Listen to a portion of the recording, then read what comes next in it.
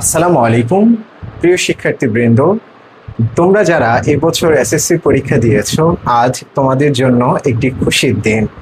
দীর্ঘ 1 মাসের পরীক্ষা শেষে আজ 20 মে তোমাদের পরীক্ষাগুলো শেষ হয়েছে। যদিও গত 14ই মে যারা ভোকেশনালের শিক্ষার্থী বাংলাদেশ কারিগরি শিক্ষা বোর্ডে রয়েছে, তোমাদের কিন্তু পরীক্ষা শেষ হয়েছে এবং তোমাদের 2-1টি বিষয়েরও ব্যবহারিক পরীক্ষা শুরু হয়ে গেছে ইতোমধ্যে। কিন্তু দেশের অধিকাংশ যারা শিক্ষার্থী রয়েছে, তোমাদের এই বছর এসএসসি পরীক্ষা আজই শেষ হলো। তোমরা আমার শুভেচ্ছা গ্রহণ করো। আশা করি তোমাদের সকলের পরীক্ষা ভালো হয়েছে। তোমাদের জন্য আজকে একটি বিশেষ ভিডিও নিয়ে উপস্থিত হয়েছি। নিশ্চয়ই কিছুটা বিরক্ত যে স্যার আজই মাত্র পরীক্ষা শেষ হলো আর আজকের দিনে এমন একটি বিষয় নিয়ে আপনি ভিডিও বানাচ্ছেন যেগুলো আসলে আজকে দেখতে চাই না।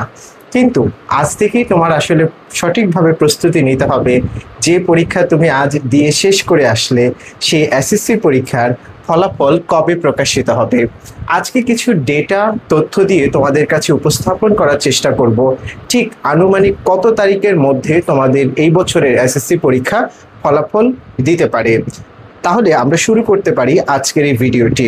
শিক্ষার্থীবৃন্দ, তোমরা যদি একটু দেখে থাকো, আজকের এই ভিডিওতে দুটো ভাগে বিভক্ত। প্রথমে আমরা দেখব যে এসএসসি পরীক্ষার রেজাল্ট এই বছর কত তারিখের মাঝে দিতে পারে, আর দ্বিতীয় বিষয়টি আমরা জানবো যে এই রেজাল্টটা যখন প্রকাশিত হবে তখন আমরা কিভাবে সবচেয়ে কম সময়ের মধ্যে রেজাল্টটা হাতে পেতে পারি, এবং কোন প্রক্রিয়াতে শুধু রেজাল্টই আমরা জানবো না, কোন বিষয়ে কত নম্বর পেয়েছি সেটিও জানবো, কত গ্রেড পেয়েছি সেটিও আমরা জানার চেষ্টা করব। এই ভিডিওর মধ্যে আমি সেই বিষয়টি তুলে ধরবো যে কোন প্রক্রিয়ায় তুমি মূলত এই বছর সকল বোর্ডেরই যারা শিক্ষার্থী রয়েছে তোমরা তোমাদের ফলাফলগুলো ঘরে বসে পেতে পারো, কিংবা বাইরে গিয়েও তোমরা পেতে পারো সেই তথ্যগুলো।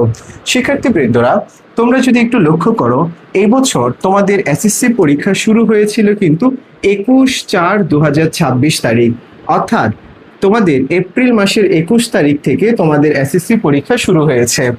সেই পরীক্ষা তত্ত্বীয়, অর্থাৎ যেগুলো লিখিত পরীক্ষা মূলধারার, সেই পরীক্ষা শেষ হলো আজ 20 মে 2026 খ্রিস্টাব্দে, অর্থাৎ মে মাসের 20 তারিখ। একদম গুনে গুনে প্রায় 30 দিন ধরে তোমরা এই বছরের এসএসসি পরীক্ষা দিলা। তোমরা শুভেচ্ছা গ্রহণ করো। এবং তোমাদের ব্যবহারিক পরীক্ষা যেহেতু সামনে পবিত্র ঈদুল আজহা রয়েছে, সেই কারণে একটু পিছিয়ে গিয়ে সেটি 7 তারিখ থেকে, অর্থাৎ জুন মাসের 7 তারিখ থেকে 14 তারিখের মধ্যে শেষ হবে। এবং প্রত্যেকটি কেন্দ্র, যে কেন্দ্রগুলোতে তোমাদের ব্যবহারিক পরীক্ষা অনুষ্ঠিত হবে, সেই কেন্দ্র থেকে নম্বরপত্র বোর্ডে প্রেরণ করার সবশেষ তারিখটি হচ্ছে 14ই জুন 2026 তারিখ, অর্থাৎ জুন মাসের 14 তারিখ তোমাদের চূড়ান্তভাবে সকল বিষয়েরই ব্যবহারিক পরীক্ষা শেষ হয়ে যাবে। যদিও তার অনেক আগেই কারিগরি শিক্ষা বোর্ডের শিক্ষার্থীদের রেজাল্ট পৌঁছে যাবে, কিন্তু যারা জেনারেলের শিক্ষার্থী রয়েছে তোমাদের কিন্তু 14 তারিখ তোমাদের রেজাল্ট পৌঁছে যাবে। এখন আমরা জানবো যে বাংলাদেশে মোট শিক্ষা বোর্ড কয়টি রয়েছে। বাংলাদেশে মোট 11টি শিক্ষা বোর্ড রয়েছে, যে 11টি শিক্ষা বোর্ডের অধীনে এই বছর সকল শিক্ষার্থী এসএসসি পরীক্ষায় অংশগ্রহণ করলো। সেই 11টি বোর্ডের মধ্যে সাধারণ যে বোর্ডগুলো রয়েছে সেগুলো হচ্ছে 9টি, যেমন ঢাকা বোর্ড রয়েছে, চট্টগ্রাম বোর্ড রয়েছে, কুমিল্লা বোর্ড রয়েছে, রাজশাহী বোর্ড রয়েছে। এগুলো কিন্তু সাধারণ শিক্ষা বোর্ড। কিন্তু এর বাহিরেও যারা ভোকেশনাল থেকে পরীক্ষা দিয়েছো, অর্থাৎ কোনো একটি সরকারি টেকনিক্যাল স্কুল ও কলেজের শিক্ষার্থী, কিংবা কোনো একটি সাধারণ প্রতিষ্ঠানের ভোকেশনাল শাখার শিক্ষার্থী বা কারিগরি শাখার শিক্ষার্থী, তোমাদের জন্য একটু বলে রাখি, তোমরা হচ্ছে বাংলাদেশ কারিগরি শিক্ষা বোর্ডের অধীনে। আর যারা সারা বাংলাদেশের মাদ্রাসা থেকে পরীক্ষা দিয়েছো, সেই মাদ্রাসার জন্য একটি শিক্ষা বোর্ড রয়েছে, সেটি হচ্ছে মাদ্রাসা শিক্ষা বোর্ড। তাই আমাদের মোট শিক্ষা বোর্ড যারা এই বছর মোট এসএসসি পরীক্ষাগুলো আয়োজন করলো, সেই সংখ্যাটা হচ্ছে 11টি, যার মাঝে 9টি হচ্ছে সাধারণ শিক্ষা বোর্ড, একটি হচ্ছে কারিগরি শিক্ষা বোর্ড ও একটি হলো মাদ্রাসা শিক্ষা বোর্ড। এবার আমরা জানবো যে এই যে ফলাফলটা আসলে কত তারিখের মধ্যে সম্ভাব্য দিতে পারে, এই ধারণাটা আমরা একটু দেওয়ার চেষ্টা করব। আমাদের অতীত অভিজ্ঞতাগুলো বলে থাকে যে দীর্ঘদিন যাবৎ আমরা যে সংস্কৃতি দেখে আসছি, যে এসএসসি পরীক্ষা যে তারিখের শেষ হবে ঠিক সেই তারিখ থেকে আমরা 60 দিনের মধ্যে, কত দিনের মধ্যে, 60 দিন অর্থাৎ 60 ডেজের মধ্যে আমাদের কি হবে, রেজাল্ট প্রকাশিত হবে। যেহেতু এবার পবিত্র ঈদ উল আজহা রয়েছে, তাই তত্ত্বীয় পরীক্ষার পরবর্তী ব্যবহারিক পরীক্ষা হতে একটু বেশি সময় লেগে যাবে। তাই একটা সম্ভাব্য ডেট যেটি আমার কাছে মনে হয়, তোমরা যদি একটু হিসেব করে দেখো যে 14 তারিখে হচ্ছে তোমাদের সবশেষ ব্যবহারিক পরীক্ষা হবে, সেখান থেকে আমরা যদি একটু মূল্যায়ন করি, আমার একটা ভাষ্য মতে সেটি হবে অবশ্যই আগস্ট মাসের 1 তারিখ। এখন আগস্ট মাসের কত তারিখে সম্ভাব্য তোমাদের রেজাল্ট দিতে পারে, নিশ্চয়ই অনেক কনফিউশন। আগস্ট মাসের আমার কাছে যেটি মনে হয়, আগস্ট মাসের 9 তারিখ থেকে আগস্ট মাসের 13 তারিখের মধ্যে, অর্থাৎ 9 তারিখ থেকে 13 তারিখের মাঝে কোনো একটি দিনে তোমাদের অবশ্যই এসএসসি পরীক্ষার রেজাল্ট এবছর প্রকাশিত হবে। তার কারণ হচ্ছে এর মাঝেই তোমাদের 60 দিন বা কম সময়ের মাঝে রেজাল্ট দিবে। সরকার সর্বদা চেষ্টা করবে যে 2 মাসেরও কম সময়ের মধ্যে কি করে তোমাদের রেজাল্টটা প্রস্তুত করা যায়। আর যেহেতু 14 তারিখটা ওই দিন অফিসিয়াল ডে নয়, মানে হচ্ছে সরকারি ভাবে ছুটির দিন, কোনো ওয়ার্কিং ডে নয়, এই জন্য আমরা 14 তারিখ না ধরে তার ঠিক একদিন আগে এবং 9 তারিখ থেকে 13 তারিখের মাঝে এই যে অন্তর্বর্তীকালীন হতে পারে, সেটা 9 তারিখ হতে পারে, 9 তারিখও হতে পারে, 10 তারিখও হতে পারে, 11 তারিখ হতে পারে, 12 তারিখ হতে পারে, কিংবা 13 তারিখ হতে পারে। এবং এইগুলো হচ্ছে সব আগস্ট মাসের 9 তারিখ, 10 তারিখ, 11 তারিখ, 12 তারিখ, 13 তারিখ, এর মধ্যে এই 5টা দিনের মাঝে যে কোনো একটা দিনে তোমার কাঙ্ক্ষিত যে রেজাল্ট, সেই রেজাল্ট প্রকাশিত হবে।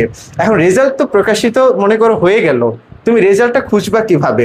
স্বাভাবিকভাবে সকালবেলা থেকে শিক্ষার্থীরা যেই কাজটা করে থাকে সেটা হচ্ছে তারা এই ওয়েবসাইটটা সবচেয়ে বেশি ভিজিট করে, এবং কেউ কেউ শিক্ষা বোর্ডের ওয়েবসাইটেও যায়, কিন্তু অধিকাংশ শিক্ষার্থী দেখে হচ্ছে এডুকেশন বোর্ড results.gov.bd, এই ওয়েবসাইটটার দিকে তারা সবচেয়ে বেশি ফোকাসে থাকে। সকালবেলা থেকে বারবার ব্রাউজার রিফ্রেশ করে দেখে যে রেজাল্ট দেয় কিনা।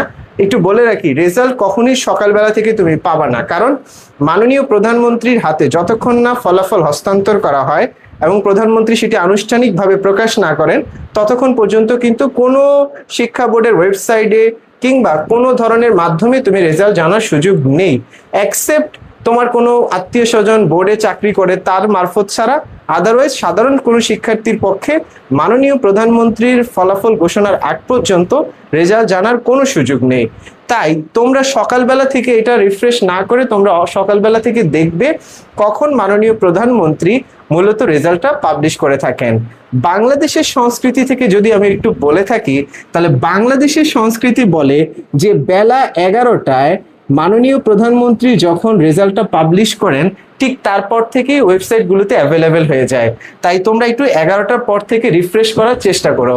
এখন মনে করো কোনো কারণে তোমার কাছে ইন্টারনেট নেই, হতেই পারে কোনো কারণে এমন একটা সিচুয়েশনে রয়েছে তুমি রেজাল্টটা জানতে পারছো না, তাহলে সেক্ষেত্রে তোমার প্রক্রিয়াটা কি, কিভাবে তুমি সংক্ষিপ্ত সময়ের মাঝে রেজাল্টগুলো জানবে? প্রত্যেকটি শিক্ষা বোর্ড এই রেজাল্টটি সংশ্লিষ্ট শিক্ষা প্রতিষ্ঠানগুলোর যে ইমেল রয়েছে সেই ইমেইলে রেজাল্টটা প্রেরণ করে দিবে, আর সেই শিক্ষা প্রতিষ্ঠানের কম্পিউটার থেকে সেই রেজাল্টটা প্রিন্ট করা হবে। প্রিন্ট করে ওই শিক্ষা প্রতিষ্ঠানের যে নোটিশ বোর্ডগুলো রয়েছে, অর্থাৎ তোমাদের প্রতিষ্ঠানে তো একটা নোটিশ বোর্ড রয়েছে যেখানে প্রিন্সিপাল স্যারের নানা নোটিশগুলো তোমরা সেখানে পাও, সেই নোটিশ বোর্ডে তোমাদের যারা প্রতিষ্ঠানের অফিস সহায়ক রয়েছে, সেই অফিস সহায়কদের কাছে গেলেই তুমি অবশ্যই তোমার পরীক্ষার রেজাল্টটা জেনে যেতে পারবা।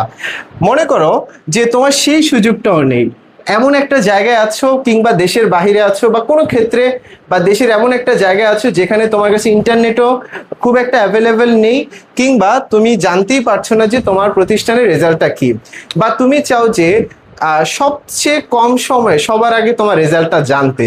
সেটা জানার সবচেয়ে বেস্ট ওয়ে হচ্ছে তুমি এসএমএস করবা।